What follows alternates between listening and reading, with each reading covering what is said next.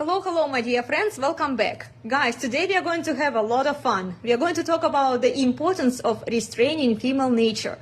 I did prepare a couple of notes here that I'm going to glance at, but before we dive in deeper, let me ask you this question. Do you remember the popular comedy by William Shakespeare, The Taming of the Shrew? Let me know in the comments. Katarina was one of the main protagonists there. She was the shrew, and her husband Petruchio was taming and restraining her.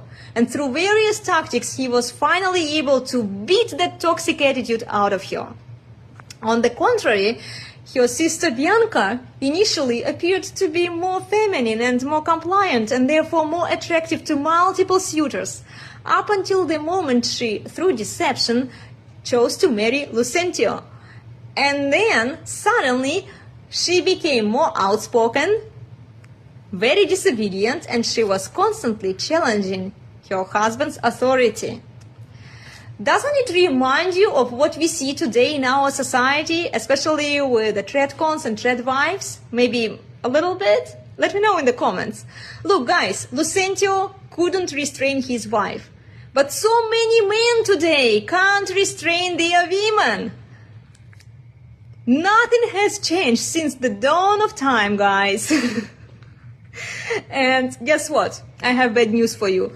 All women, by their fallen nature, are shrews. They need to be tamed and restrained by their husbands to some extent. Some women need it more than others, but the restraint is necessary and it's unavoidable. There is no ready-made perfect wife for you, gentlemen. A good wife is made by her husband through constant restraint, discipline, and correction. And guess what? The kind of taming that most women require today would be considered abuse by the feminists, and of course it would be illegal.